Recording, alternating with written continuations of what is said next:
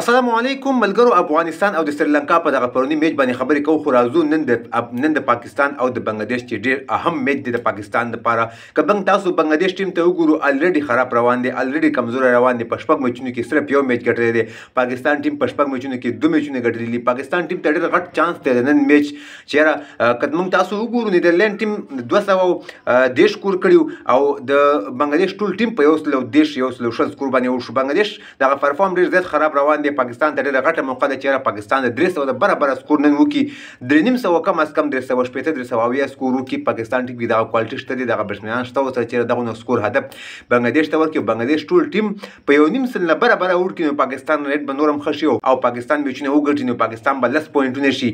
نو بیا به استرالیا او دغه پوینټونه بیا به د استرالیا او دغه رنر سره ګوري چې استرالیا رنر خدای کړي، پاکستان رنر خدای، خو پاکستان دغه بقایا میچونه ګټل پکار دي او په خر رنر سره ګټل پکار دي چې پاکستان ټیم نن دغه میچ وګټي او بر هدف ورکړي. چې ته بنگلاديش اولنۍ بیټینګ وکړي، نو پاکستان ټیم په کار دی چې هغه ډیر زره وکړي او پاکستان ټیم دغه سکور زر چیز کړي، نو بیا پاکستان ته موقع جوړیږي چې دغه میچ وګټي ټیم په دغه میچ باندې خکې. راځو د افغانستان او د سریلانکا میچ طرف ته چې افغانستان ډیر بهترین پرفارم وکړ، بیک ټو بیک میچونه وګټل.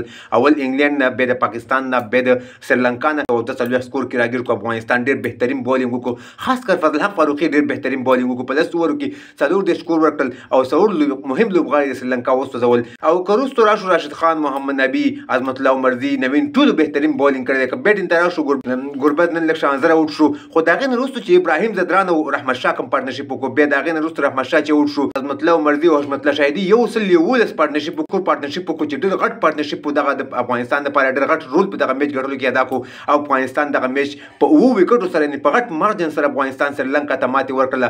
یعنې د افغانستان صرف 3 لوبغاړي سوځېدلي وو او دغه هدف یې پوره کړو. 15 اوور هم افغانستان پرېغوستل سریلانکا ته. افغانستان 5م نمبر شو، دغه پوینټس ټیبل تاسو ته ښکاري. سریلانکا 4م شوله او پاکستان 9م نمبر دی دا ټیم په پوینټس ټیبل کې. نو د افغانستان دغه ستره بریا دی، ټول وطن ته مبارک شي. یو ځل بیا هم دعا کوو چې دغه میچونه هم وګټي. کولی شي افغانستان کې دغه کوالټي شته، سازدان یې وښوده په دې ورلډ کپ کې چې موږ چیسینګ هم کولی شو، اولنۍ بیټینګ هم کولی شو او افغانستان کې هر قسم کوالټي انشاءالله موجود ده او دغه د سیم فاینل لار افغانستان ته ډېره صفا ده. انشاءالله کولی شي چې افغانستان سیم فاینل ته کوالیفای وکړي، خپل پرفارم همدغه شان جاري وساتي او همدغه شان ښې وساتي چې نیکسټ میچونه افغانستان وګټي او په ښه پرفارم په ښه رنر سره وګټي.